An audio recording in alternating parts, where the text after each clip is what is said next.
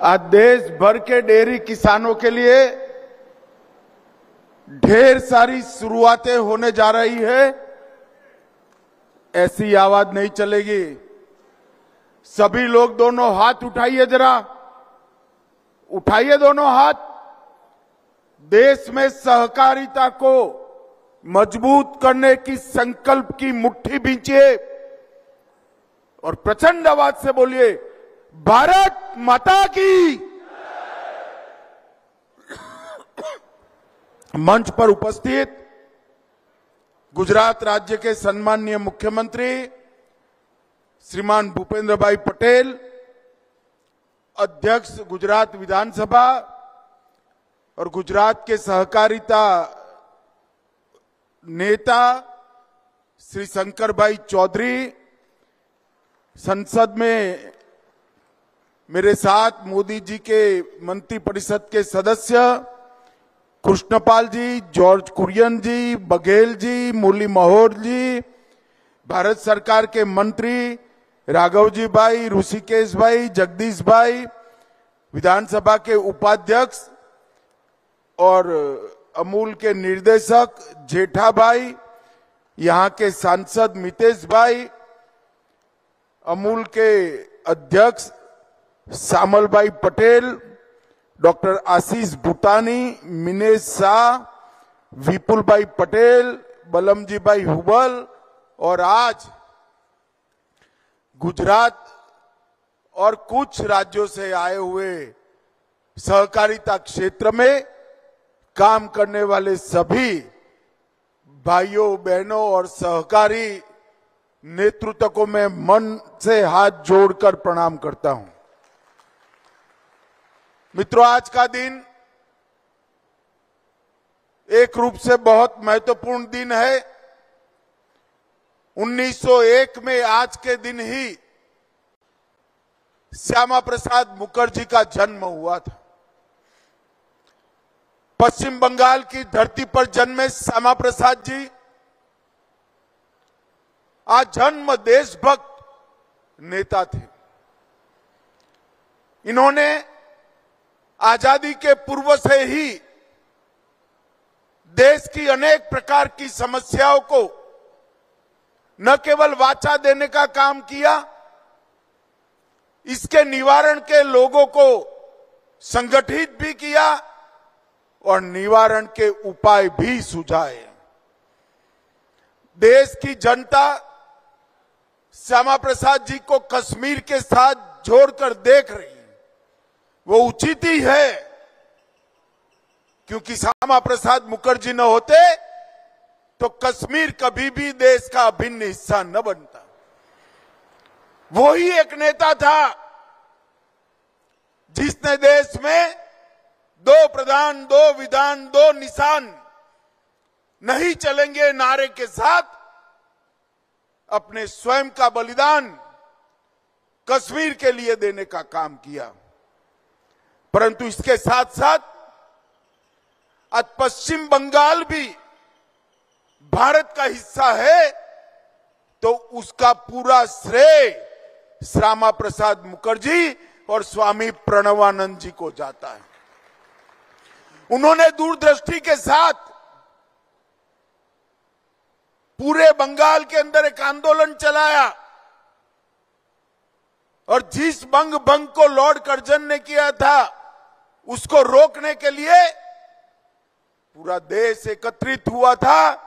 वो ही बंगाल का विभाजन हुआ और पश्चिम बंगाल बनकर वो आज भारत के साथ जुड़ा हुआ है। ये डॉक्टर श्यामा प्रसाद मुखर्जी की उपलब्धि है। उन्होंने ही तुष्टीकरण की नीति के खिलाफ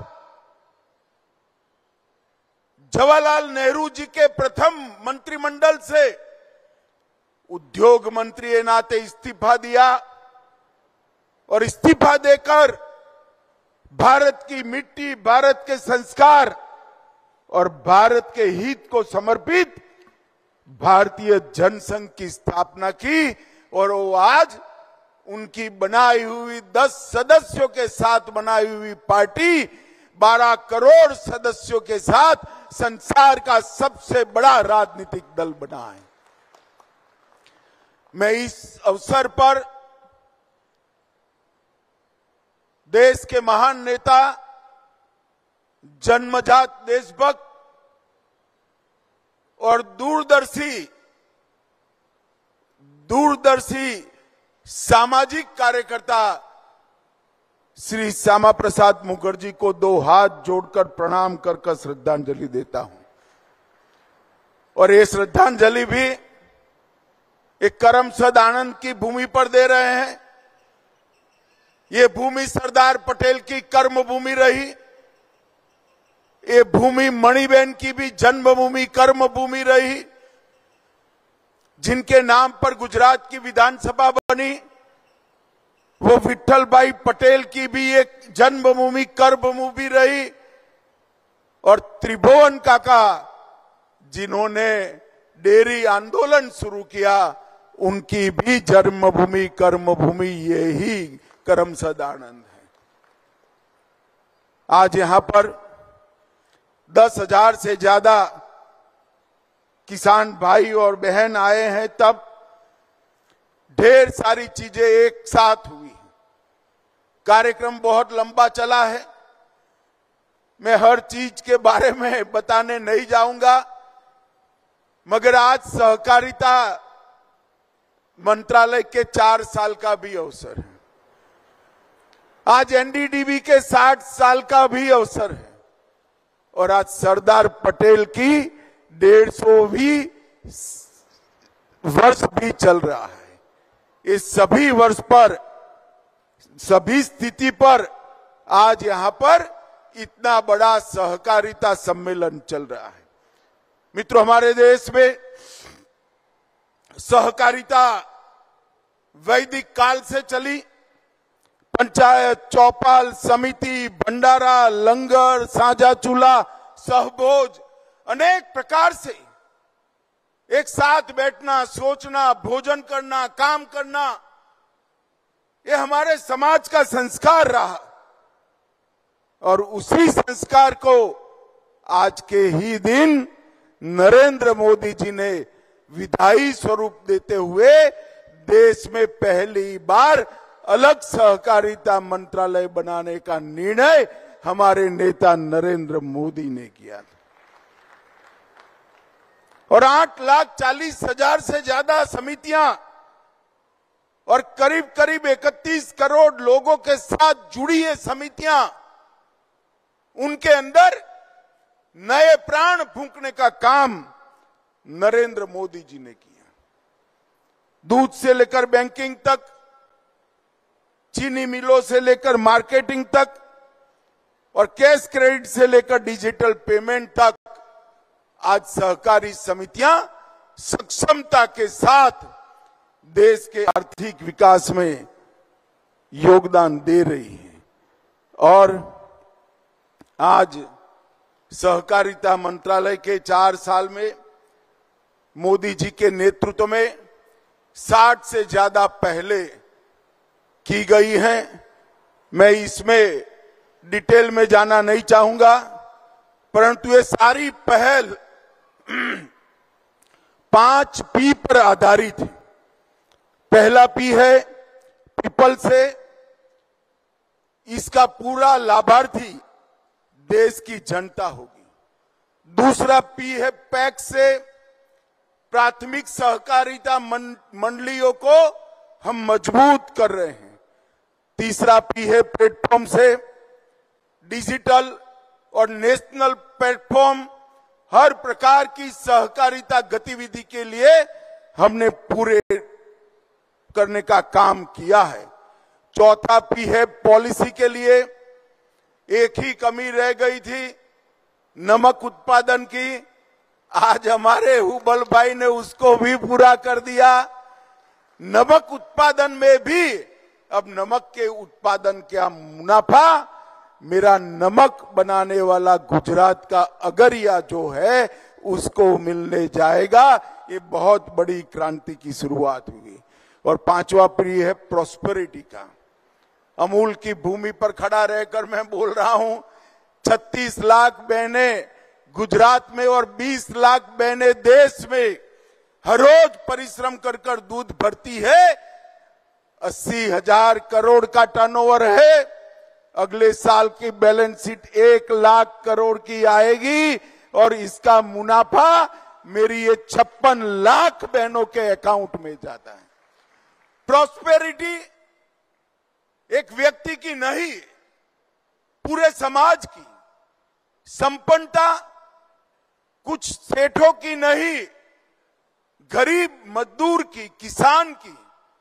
ये कंसेप्ट के साथ मोदी जी ने ये 60 इनिशिएटिव शुरू किया है। मित्रों, आज त्रिभुवनदास फूड कॉम्प्लेक्स मोगर में चॉकलेट प्लांट का विस्तार हुआ। खातरज में डॉक्टर वर्गीस कुरियन चीज प्लांट का एक्सपांशन हुआ। Sardar Patel cooperative dairy federation limited की स्थापना भी हुई। संगठित बाजार, इनपुट सेवाएं, दूध की निष्पक्ष खरीदी, मूल्य अंतर का भाव और डेयरी सेक्टर में सर्कुलर इकोनॉमी का एक चक्र पूरा करने का काम ये सरदार पटेल कोऑपरेटिव डेयरी फेडरेशन करेगा। मुझे विश्वास है अमूल की ही तर्ज पर ये देश के किसानों का भला करेगा। एक आरयूसी रेडी टू यूज कल्चर, इसमें हम आज आत्मनिर्भर हुए। एनसीडीएफआई के नए कार्यालय का उद्घाटन भी हुआ। एनडीडीबी के नए भवन का उद्घाटन भी आज होने जा रहा है।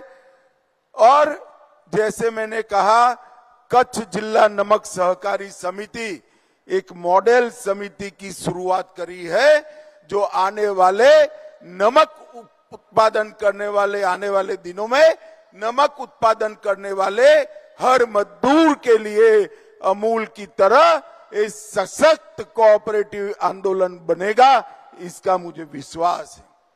मित्रों, आज अमूल एफएमसीजी ब्रांड ये न केवल भारत, विश्व की सबसे मजबूत ब्रांड बनी है। और ये सहकारिता का जो संस्कार है, उसका विस्तार करने का संकल्प हमने सहकारिता वर्ष में लिया है। कल ही त्रिभुवनदास पटेल के नाम पर त्रिभुवन सहकारिता यूनिवर्सिटी की स्थापना हुई है। और आज करीब करीब 10 प्रकल्प, इतने बड़े प्रकल्प जो अपने आप में एक ही प्रकल्प नया अमूल बनाने का हो, इतने बड़े प्रकल्प है, इसका भी आज शुरुआत हुआ है। मित्रों, मोदी जी के नेतृत्व में 2 लाख नए पैक्स, सहकारिता यूनिवर्सिटी, अपना डेटाबेस और एक साथ बनाई हुई 3 राष्ट्रीय स्तर की कोऑपरेटिव जो अनाज की बिक्री और उत्पादन से जुड़ी है, और 3 राष्ट्रीय स्तर की कोऑपरेटिव जो डेयरी क्षेत्र के लिए बननी है। ये 8 चीजें इकट्ठा होकर हमारे देश का सहकारिता आंदोलन आने वाले दिनों में बहुत मजबूत होगा, इसका मुझे विश्वास है। आज इस परिसर में सभी सहकारी नेता आए हैं। मेरा आप सबसे अनुरोध है कि हमने पारदर्शिता, टेक्नोलॉजी का स्वीकार और केंद्र में हमारा सदस्य लाना, ये तीनों चीजों को बहुत मजबूती के साथ इस सहकारिता वर्ष में जमीन पर उतारना है। जब तक पारदर्शिता नहीं होती, सहकारिता लंबा नहीं चलती। कई देशों में जो सहकारिता समाप्त हो गई, उसका जब अध्ययन किया जाता है तो पारदर्शिता का अभाव ही सहकारिता की भावना को नुकसान करता है। जहां जहां टेक्नोलॉजी का स्वीकार नहीं हुआ, वहां पर भी सहकारिता स्पर्धा में टिक नहीं पाई। और जिस सहकारी संस्था में सदस्य के हित को सर्वोपरि नहीं माना गया, वो सहकारिता संस्था भी खत्म हुई। ये तीनों चीजों को इस सहकारिता वर्ष के अंदर हम सब यहां बैठे हुए सहकारी नेता अपने अपने कार्य क्षेत्र में जमीन पर उतारे, इसको हमारा काम करने का संस्कार बनाए, हमारी काम करने की संस्कृति बनाए और ये भाव कश्मीर से कन्याकुमारी और द्वारका से कामाख्या तक विशाल भारत माता के हर जिले में, हर तहसील में, हर गांव में पहुंचाए। यही हमें आगे बढ़ा सकता है। मैं आज एनडीडीबी, अमूल और यहां उपस्थित सभी लोगों को शुभकामनाएं देता हूं। मैं सबसे बड़ी शुभकामना हमारे हुबल साहब को, हुबल खड़े हो जाइए। आज उन्होंने नमक कोऑपरेटिव की शुरुआत की है। ये आने वाले दिनों में नमक की खेती करने वाले सभी देश के किसानों के लिए बहुत बड़ी चीज बनने वाली है।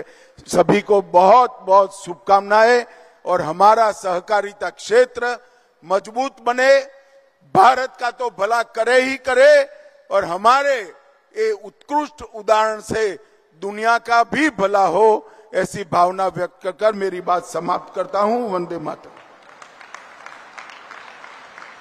बहुत बहुत धन्यवाद मान्यवर आपके इन प्रेरणादायी उद्बोधन के लिए। अमूल की धरती पर तो सहकारी मंत्रालय जे कार्यक्रम હતો તેના 4 વર્ષને લઈને આ ઉજવણી કરવામાં આવી છે, તેને લઈને આ કાર્યક્રમનું આયોજન કરવામાં આવ્યું છે અને સહકાર ક્ષેત્રે એક નવી પહેલની આશા જોવા મળી રહી છે।